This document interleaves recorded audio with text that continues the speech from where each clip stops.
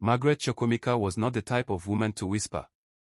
She had spent her youth outrunning poverty and her adulthood outbuilding men who once mocked her. Now 61, she owned plazas, estates, and government contracts like trophies. Her hair shimmered with iron-gray grace, her eyes with ruthless ambition. But even with 3 mansions and 4 honorary doctorates, something small gnawed at her legacy. Her son, Chuka, the bachelor billionaire, refused to marry. Every time someone mentioned grandchildren, Margaret smiled politely, but her fist curled under the table. Her empire was flawless. Her family tree, however, had a stubborn, glaring gap. Chuka wasn't broken, just uninterested. 35, Oxford-educated, and chairman of multiple companies, he was an enigma. Women adored him, men respected him, and tabloids chased him. But he dodged romance like taxes. So Margaret created a solution, a hunt. She didn't call it that, of course. But she printed business cards, crafted a golden notebook of non-negotiables, and traveled across Lagos, Abuja, and Enugu with precision. She grilled women over champagne brunches and communion wafers. "Are you godly or just trendy?" she'd ask.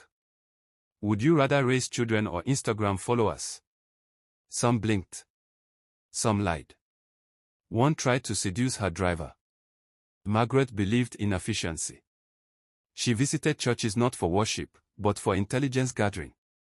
She crashed wedding receptions to observe bridal behavior. In salons, she eavesdropped under steaming dryers. Each woman she encountered got a mental scorecard: beauty, intellect, domestic competence, ambition. One candidate recited Psalm 23, then failed to name Nigeria's vice president. Another claimed she could cook ogbono blindfolded but didn't know how to boil yam.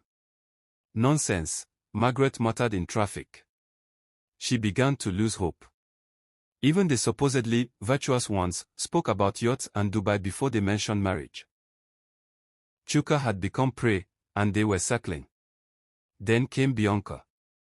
Tall, eloquent, Harvard graduate. She hosted a tech podcast, ran a startup, and called Margaret "Mo" with reverent respect. Margaret's hope stirred. Over avocado toast in a high-rise lounge, Bianca answered every question with polished confidence. She quoted scripture and quoted stock prices. Finally, Margaret smiled, until her driver whispered something odd. That night, Margaret Googled Bianca. Her heart dropped. Bianca was married. Not formally. Currently. Secretly. To a UK man who called her his green card queen.